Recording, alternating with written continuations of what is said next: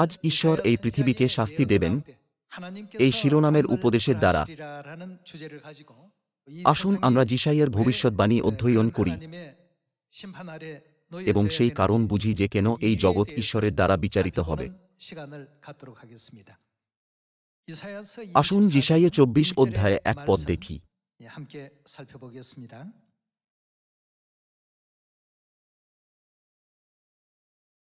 দেখো, সদাপ্রভু পৃথিবীকে শূন্য করিতেছেন, উৎসন্ন করিতেছেন, উল্টাইয়া ফেলিতেছেন ও তাহার নিবাসীদিগকে ছড়াইয়া ফেলিতেছেন।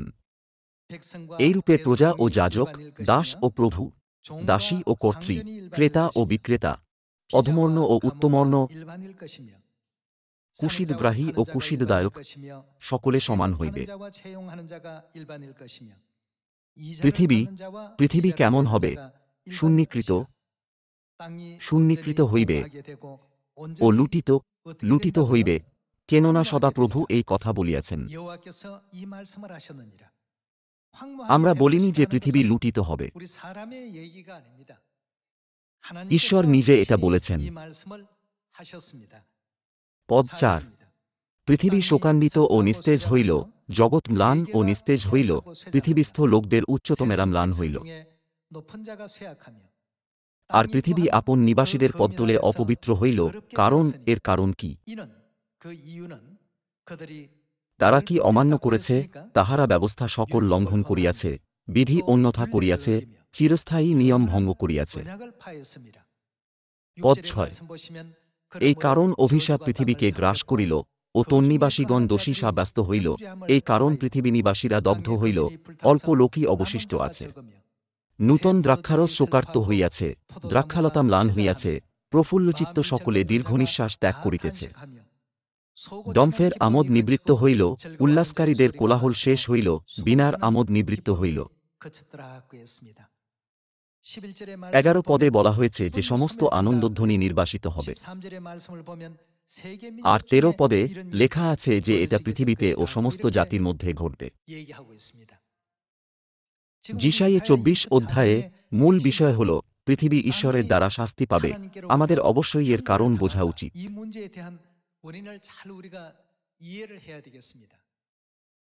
সমস্ত মনুষ্যজাতি হল পাপী আত্মা, যারা এই পৃথিবীতে আশ্রয় নগরে বিতাড়িত হয়েছে। ঈশ্বর পাপী আত্মাদের অনুতাপ করার সুযোগ দিয়েছেন। ঈশ্বরের বিধি ও ব্যবস্থার মধ্যে পাপের ক্ষমা আছে।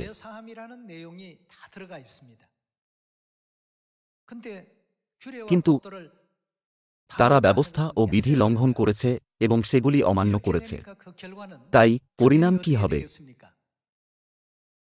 নতুন নিয়মের দ্বারা ঈশ্বর মানবজাতিকে তাদের গম্ভীর পাপের ক্ষমা পাওয়ার সুযোগ দিয়েছিলেন, কিন্তু তারা এটা অস্বীকার করে।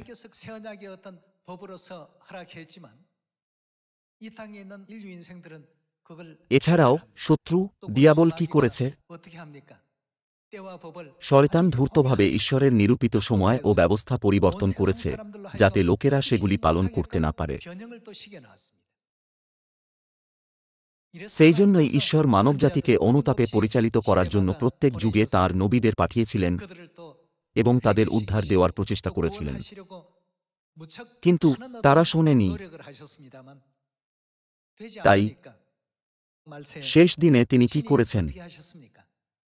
যদিও তিনি স্বর্গদূত ও নবী পাঠিয়েছিলেন, তারা শোনেনি।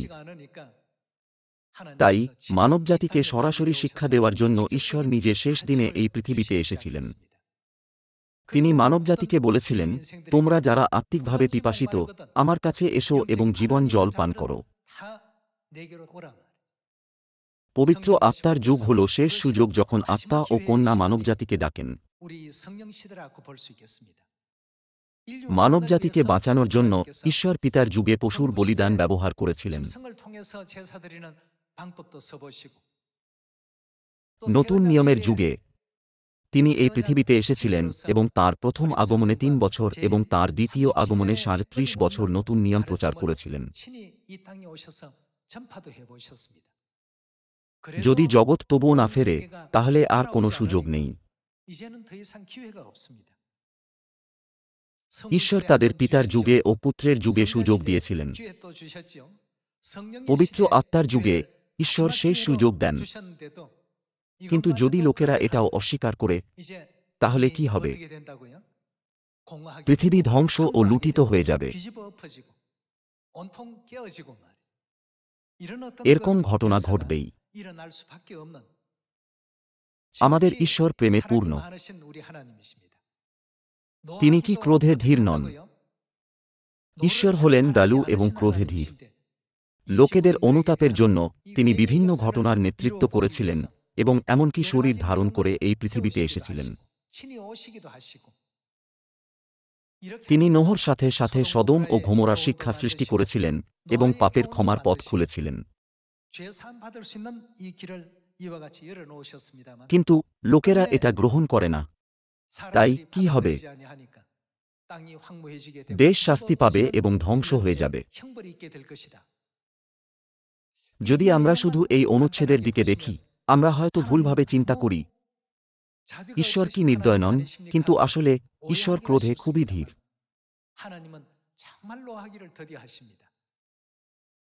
কিন্তু এই পৃথিবীর নিবাসীরা হল বিদ্রোহী। তারা ঈশ্বরের ব্যবস্থাকে তুচ্ছ করে।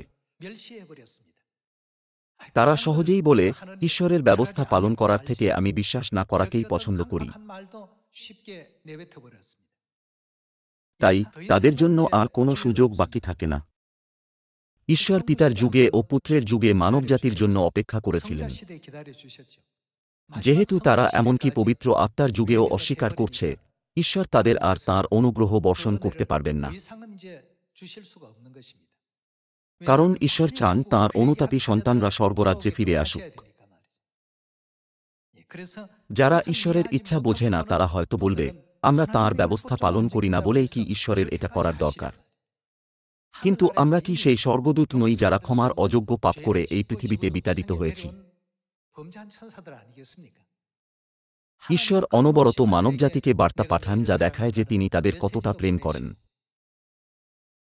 সেই জন্যই তিনি বলেছেন, তোমাদের পাপের ক্ষমা পাওয়ার জন্য এই পথ অনুসরণ করো। সেই জন্যই ঈশ্বরের দেওয়া ব্যবস্থা এত গুরুত্বপূর্ণ। এটা এমন কিছু নয় যা তাঁর উচ্চ মর্যাদার কারণে আমাদের অনিচ্ছায় করা উচিত।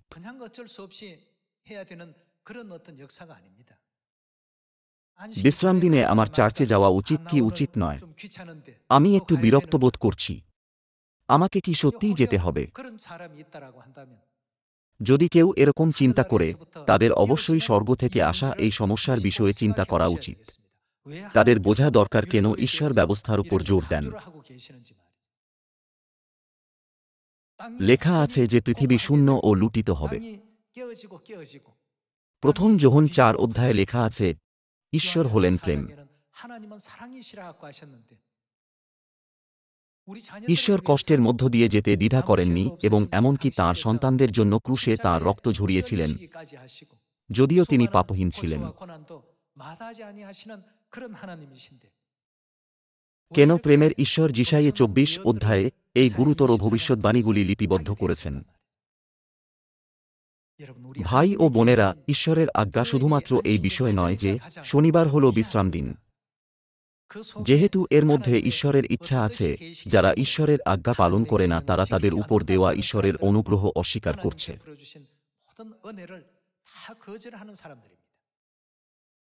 অন্যভাবে বললে, ঈশ্বরের আমাদের প্রতি মনোযোগ দেওয়ার দরকার নেই, যারা স্বর্গে পাপ করেছিল এবং পৃথিবীতে বিতাড়িত হয়েছে। কিন্তু তিনি আমাদের প্রতি দয়া করেছিলেন, শরীর ধারণ করে এই পৃথিবীতে নেমে এসেছিলেন এবং অনবরত উদ্ধারের বার্তা ঘোষণা করেছিলেন। তিনি যা কিছু করতে পারেন, ঈশ্বর সেটাই করেছেন। বাইবেলে এটা সাধারণভাবে ব্যবস্থা ও বিধি হিসাবে লেখা আছে, কিন্তু সেগুলিতে কি ঈশ্বরের অসীম প্রেম ও দয়া নেই? কিন্তু মানবজাতি সেগুলিকে প্রত্যাখ্যান করে। ধরুন আপনার কাছে সুস্বাদু খাবার আছে এবং ভালো উদ্দেশ্য নিয়ে আপনি আপনার প্রতিবেশীকে বলছেন, আপনি কি এটা খেতে চান? কিন্তু প্রতিক্রিয়া হল, আমি চাই না। কিছুক্ষণ পরে আপনি আবার তাদের জিজ্ঞাসা করেন কিন্তু তারা অস্বীকার করে। ভাই ও বোনেরা, যদি আপনারা বারংবার প্রত্যাখ্যাত হন, আপনারা কি করবেন?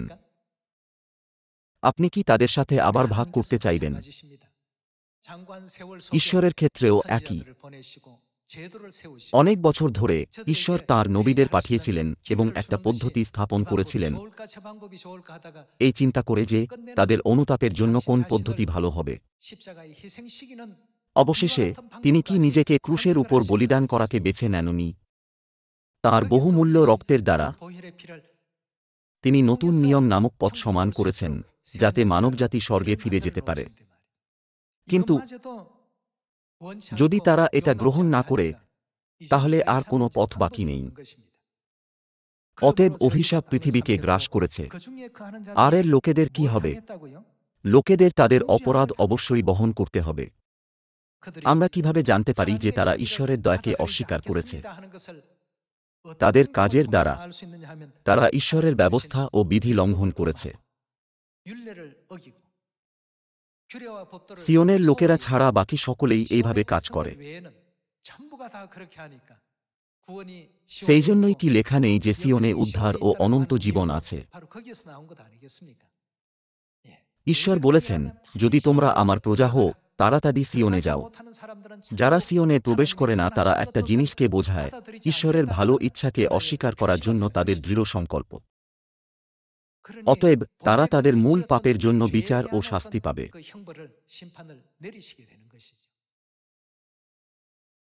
যখন আমরা যুদ্ধ, প্রাকৃতিক বিপত্তি এবং ভূমিকম্পের মতো চিহ্নগুলি ঘটতে দেখি, তখন আমরা কি বুঝতে পারি না যে আমাদের গিয়ে তাদের ঈশ্বরের বিধি ও ব্যবস্থা শেখানো উচিত?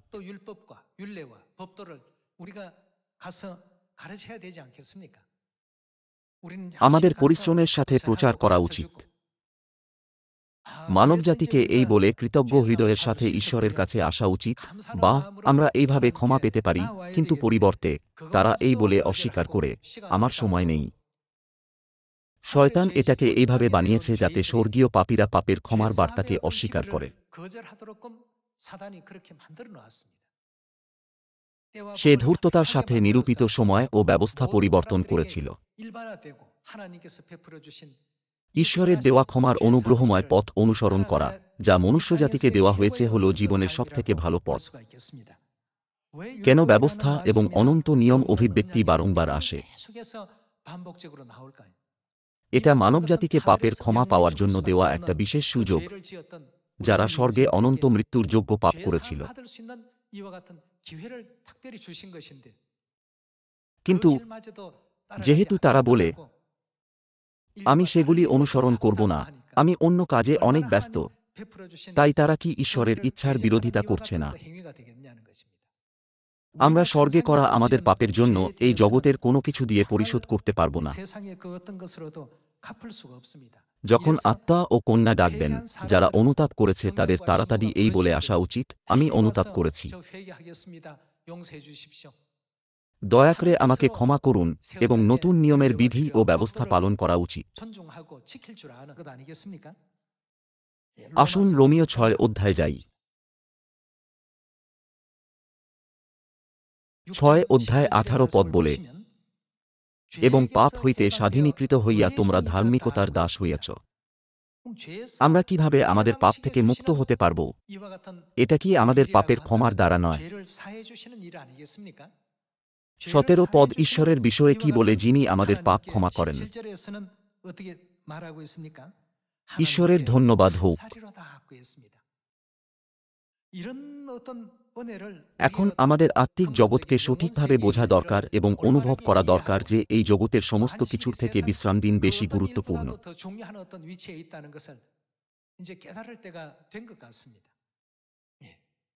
জগতের জিনিসকে ঈশ্বরের জিনিসের সাথে ওজন করার কোনো দরকার নেই। সেগুলিকে শুধু পাল্লায় রাখা হল ঈশ্বরকে অসম্মান করা। রোমীয় 6 অধ্যায় 23 পদে লেখা আছে, কেননা পাপের বেতন মৃত্যু। পাপের বেতন হল পাপের পরিণাম।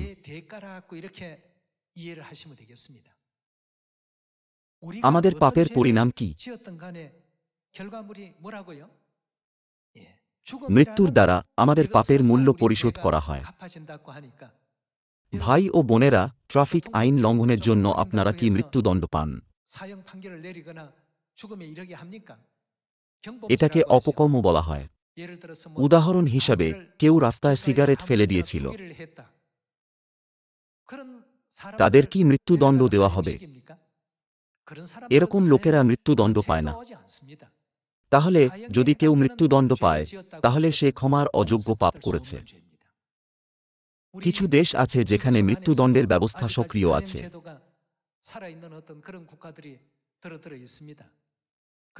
নিষ্ঠুর অপরাধ যা কখনো করা উচিত নয়, তার জন্য কি মৃত্যুদণ্ড দেওয়া হয় না? আমরা এরকম ক্ষমার অযোগ্য পাপ করেছি। এইভাবে এটা লেখা আছে, কেননা পাপের বেতন মৃত্যু, কিন্তু ঈশ্বরের অনুগ্রহ দান। ঈশ্বর আমাদের কি অনুগ্রহ দান করেছেন? আমাদের প্রভু যীশু খ্রিস্টেতে অনন্ত জীবন। সেই জন্যই কি অনন্ত জীবনের প্রতিজ্ঞা তাদের দেওয়া হয়নি যারা তাদের পাপের ক্ষমা পায়? ঈশ্বরের আজ্ঞা শুধু কথায় এমন বলা নয় যে এটা গুরুত্বপূর্ণ। আমাদের বলা উচিত নয়, এটা পালন করুন, কারণ এটা বাইবেলের একটা নির্দিষ্ট অধ্যায়ে ও পদে আছে। স্বর্গের জিনিসের সাথে যোগাযোগ স্থাপন করুন। ঈশ্বর পাপীদের ক্ষমা করেন যারা স্বর্গে মন্দ কাজ করেছে, শুধুমাত্র তাঁর এই বাক্যের দ্বারা নয় যে আমি তোমাদের ক্ষমা করেছি, কিন্তু তাঁর মৃত্যুর দ্বারা। তিনি কি আমাদের জন্য তাঁর রক্তের সহভাগী হওয়ার সত্য স্থাপন করেননি? তা সত্ত্বেও লোকেরা এটা পালন করে না, বরং এটাকে তুচ্ছ করে। তাদের কাছে আর কোনো সুযোগ নেই। যেহেতু ঈশ্বরের নিয়ম তাঁর বলিদানের দ্বারা পূর্ণ হয়েছিল, আমাদের সেগুলিকে হালকাভাবে নেওয়া বা অবহেলা করা উচিত নয়। আসুন জিরোমীয় ৩১ অধ্যায় ৩১ পদ দেখি।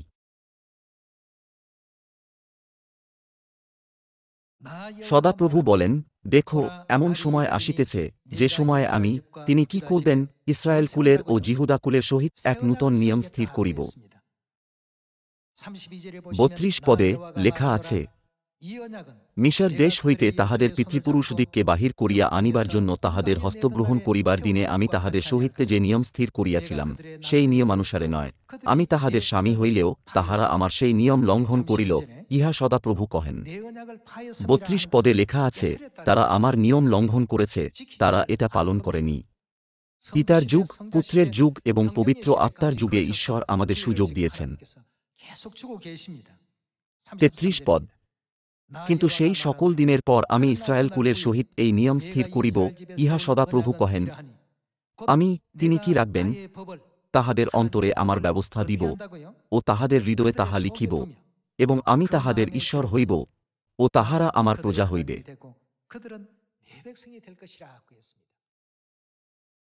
যারা পাপের ক্ষমার পথ গ্রহণ করে, তাদের জন্য ব্যবস্থা কোথায় আছে? ঈশ্বর তাদের হৃদয়ে এটা অঙ্কিত করবেন। আসুন যিশাইয় ৫১ অধ্যায় ৭ পদ দেখি।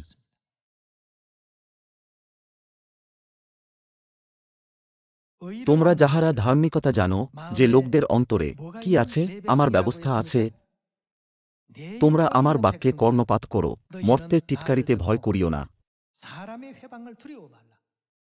অন্য কথায় ঈশ্বর বলতে চেয়েছেন, তোমরা যে পথে চলছ সেটা হলো সঠিক পথ, তাই লোকেদের ভয় করো না। স্বর্গ হল সেই জায়গা যেখানে আমরা চিরকাল বাস করব। বা তাহাদের বিদ্রূপে উদ্বিগ্ন হইও না, কেননা কীটে তাহাদিগকে বস্ত্রের ন্যায় খাইয়া ফেলিবে ও কৃমিরা তাহাদিগকে মেশলোমের ন্যায় খাইয়া ফেলিবে, কিন্তু আমার ধর্মশীলতা অনন্তকাল ও আমার পরিত্রাণ পুরুষানুক্রমে থাকিবে। যারা ঈশ্বরের কাছ থেকে পাপের ক্ষমা পায় এবং উদ্ধারের পথে চলে, তাদের জন্য কি এই অনুগ্রহ চিরকাল থাকে না? সেই জন্যই ঈশ্বর বলেছেন, মর্তের টিটকারিতে ভয় করিও না। যারা ঈশ্বরের বিধি ও ব্যবস্থা গ্রহণ করেছিল তারা সিংহের খাদ্য হয়েছিল। তারা এমনকি মানব মশালে পরিণত হয়েছিল। নিষ্ঠুর পদ্ধতির দ্বারা শয়তান ঈশ্বরের পাপের ক্ষমার পথে বাধা দেওয়ার চেষ্টা করেছিল।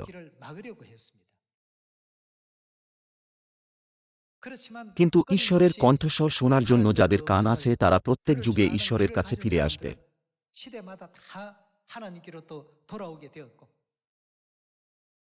অতএব তাঁর সন্তানদের আবার নতুন নিয়মের নিস্তার পর্ব দেওয়ার জন্য, যা ১৬০০ বছরেরও বেশি সময় ধরে লুকিয়ে ছিল, ঈশ্বর পবিত্র আত্মার যুগে ঈশ্বরের মণ্ডলী স্থাপন করেছেন। সেই জন্যই তিনি বলেছিলেন, তোমরা যারা জানো যে সঠিক কি, তোমরা তারা, যাদের হৃদয়ে আমার ব্যবস্থা আছে। তিনি বলতে চেয়েছিলেন যে এরকম লোকেরা হল তাঁর লোক, তারা নয় যারা প্রভু প্রভু বলে চিৎকার করে। আসুন জিরোমীয় ৩১ অধ্যায়ে ফিরে যাই। যে পথে আমরা চলছি সেটা হল ধার্মিকতার পথ এবং অনন্ত স্বর্গরাজ্যের পথ, যা ঈশ্বর তাঁর মৃত্যুর দ্বারা তৈরি করেছেন।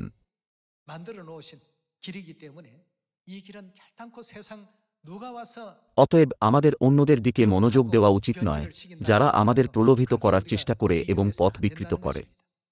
আসুন ৩৪ পদ দেখি। আর তোমরা সদাপ্রভুকে জ্ঞাত হও, এই কথা বলিয়া তাহারা প্রত্যেকে আপন আপন প্রতিবাসীকে ও আপন আপন ভ্রাতাকে আর শিক্ষা দিবে না, কারণ তাহারা ক্ষুদ্র ও মহান সকলেই আমাকে জ্ঞাত হইবে, ইহা সদাপ্রভু কহেন।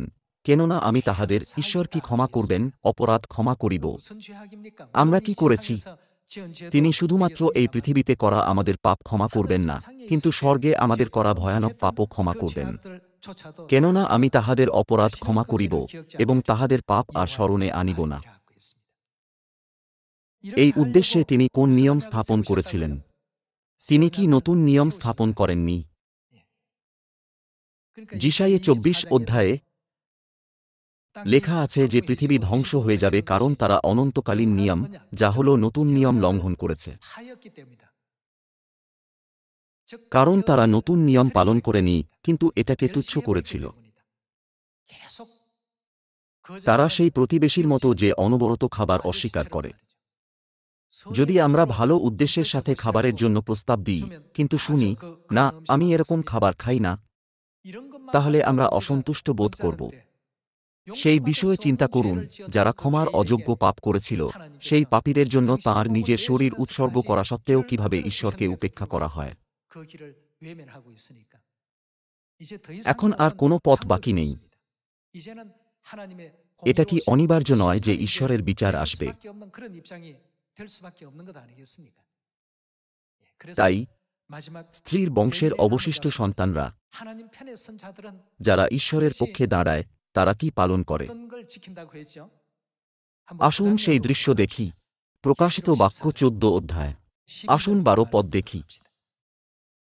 এস্থলে সেই পবিত্রগণের ধৈর্য দেখা যায়, যাহারা ঈশ্বরের আজ্ঞা ও যিশুর বিশ্বাস পালন করে। তারা কি পালন করে? তারা ঈশ্বরের আজ্ঞা পালন করে। কেন এই বাক্যগুলি লিপিবদ্ধ করা হয়েছে? যেহেতু এই লোকেরা উদ্ধারের জন্য ঈশ্বরের অনুগ্রহ পেয়েছে এবং পিতা ও মাতার কঠোর পরিশ্রমকে বোঝে, যারা পাপের ক্ষমার জন্য বলিদান করেছিলেন, তাই ঈশ্বরের আজ্ঞা, এই বাক্য কি সবসময় তাদের অনুসরণ করে না? আসুন ১৩ পদ দেখি। পরে আমি স্বর্গ হইতে এই বাণী শুনিলাম, তুমি লিখো, ধন্য সেই মৃতেরা যাহারা এখন অবধি প্রভুতে মরে। হাঁ, আত্মা কহিতেছেন, তাহারা আপন আপন শ্রম হইতে বিশ্রাম পাইবে, কারণ তাহাদের কার্য সকল তাহাদের সঙ্গে সঙ্গে চলে। যেহেতু ঈশ্বরের আজ্ঞা খুবই গুরুত্বপূর্ণ, তাই স্বর্গীয় জিনিস সবসময় প্রথমে আসা উচিত। আসুন প্রকাশিত বাক্য ১২ অধ্যায় ১৭ পদ দেখি।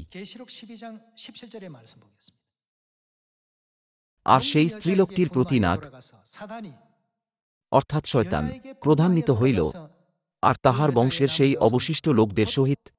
তারা কি পালন করে?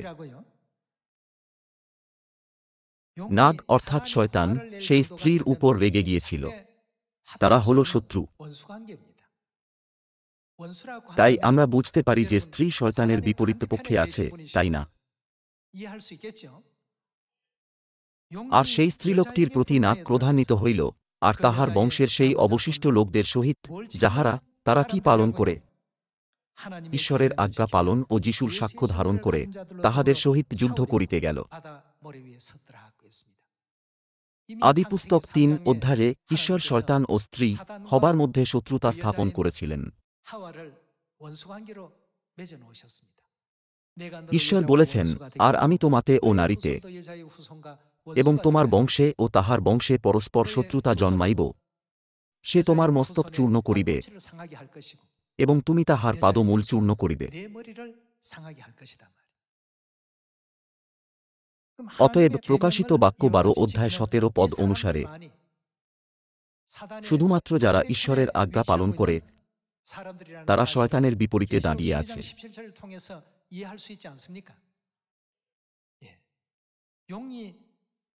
এটা কি লেখা নেই যে নাগ স্ত্রীলোকের বিরুদ্ধে যুদ্ধ করতে গিয়েছিল? তাহলে আদিপুস্তক ৩ অধ্যায়ে ভবিষ্যদ্বাণী অনুসারে স্ত্রী কি স্বর্গীয় মাতাকে বোঝায় না, যিনি হলেন সমস্ত জীবিতদের মাতা?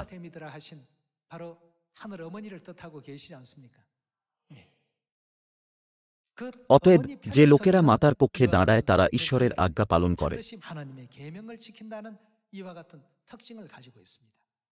তারা পাপের ক্ষমার সত্যকে এই বলে গ্রহণ করে, আমার পাপ ক্ষমা করার জন্য এবং আমাকে স্বর্গে প্রবেশ করতে দেওয়ার জন্য আমি চিরকাল পিতা ও মাতাকে ধন্যবাদ, মহিমা ও প্রশংসা দেব এবং বিশ্বস্তভাবে ঈশ্বরকে অনুসরণ করে। এই পৃথিবীতে এরাই হল একমাত্র লোক যারা শয়তানের পক্ষে দাঁড়ায় না, তারা ঈশ্বরের পক্ষে দাঁড়ায়। প্রকাশিত বাক্য ১৩ অধ্যায় অনুসারে বাকিদের কি হয়েছে? সমস্ত জগৎ আশ্চর্যে পূর্ণ হয়েছিল এবং সেই পশুর পিছনে চলেছিল। অন্য কথায়, তারা ঈশ্বরের আজ্ঞা গ্রহণ করে না, তারা ঈশ্বরের ব্যবস্থা পালন করে না, তারা নতুন নিয়ম গ্রহণ করতে অস্বীকার করে।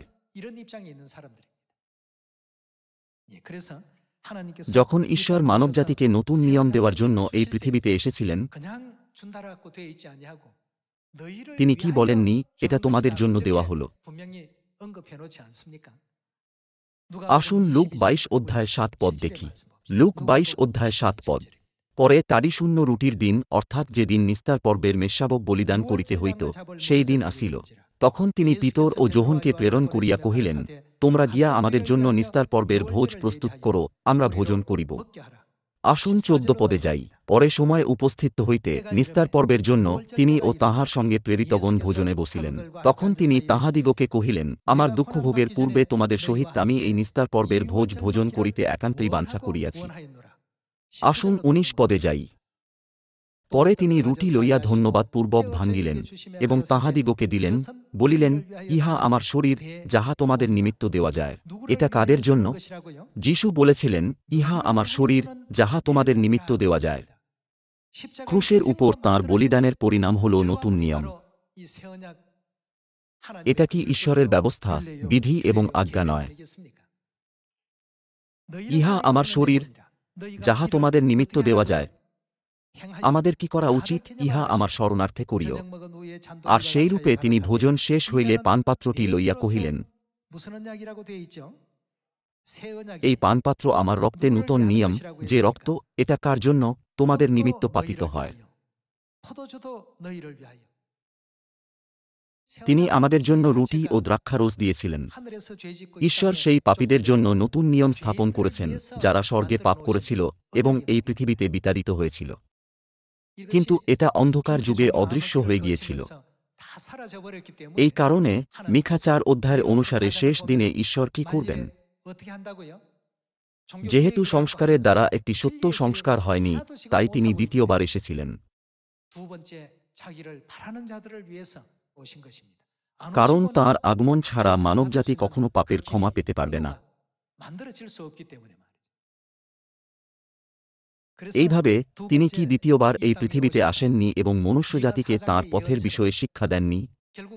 যেমন মিখা ৪ অধ্যায়ে ভবিষ্যদ্বাণী আছে। আমাদের ঈশ্বর কঠিনতা সত্ত্বেও এই সুসমাচারের পথ নেতৃত্ব করেছেন। যে ব্যবস্থা তিনি আমাদের দিয়েছেন সেটা কি হাজার হাজার সোনার থেকেও মূল্যবান নয়?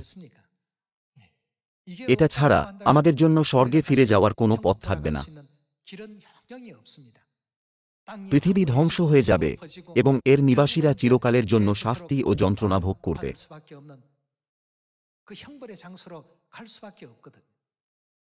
শুধুমাত্র পিতা ও মাতা এসেছেন এবং বলেছেন, আইসো, যার ফলে আজ আমাদের সিয়ন পরিবারের সমস্ত সদস্যরা এখানে আসতে পেরেছেন। আসুন আমাদের হৃদয়ে নতুন নিয়মের নিস্তার পর্ব, জীবনের ব্যবস্থাকে গেঁথে নিই। আমাদের বিশ্রাম দিন, দশমাংশের বিধি এবং অন্যান্য সমস্ত বিধির সাথেও একই করা উচিত। এর মধ্যে পিতা, পুত্র ও পবিত্র আত্মার নামে বাপ্তাইজিত হওয়ার বিধি এবং আবরক পরার বিধি অন্তর্ভুক্ত আছে। ঈশ্বর এগুলিকে বৃথাভাবে স্থাপন করেননি, তাই আমাদের প্রথমে ঈশ্বরের বিষয়ে চিন্তা করা উচিত। আসুন আমরা বুঝি যে আমরা কোথায় থেকে এসেছি এবং কোথায় যাচ্ছি। আমরা যে জীবনযাপন করি সেটা আত্মিক দৃষ্টিকোণ থেকে সবথেকে স্বাভাবিক জীবন। জগতের লোকেরা ঈশ্বরের অনুগ্রহ থেকে দূরে সরে যায়। এই জন্যই ঈশ্বরের হৃদয় ভেঙে যায়। যদিও তিনি মৃত্যু পর্যন্ত তাঁর প্রেমের প্রমাণ দেন, তারা এটা গ্রহণ করে না।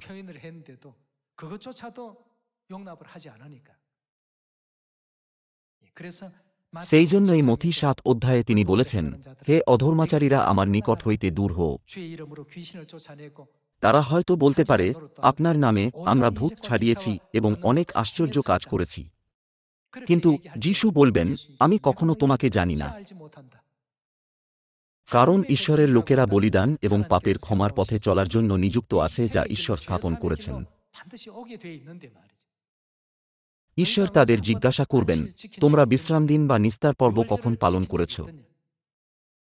ঈশ্বর হলেন প্রেম।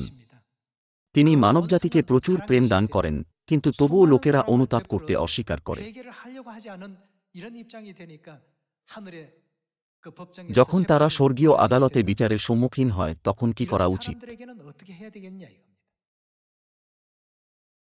অতএব আমাদের অবশ্যই পিতা ঈশ্বর ও মাতা ঈশ্বরের সমস্ত বিধি, ব্যবস্থা এবং শিক্ষা পালন করা উচিত। আসুন আমরা নিজেদের প্রতিফলিত করে দেখি, এটা মনে রেখে যে এগুলি হল পাপের ক্ষমার পথে চলার প্রক্রিয়া।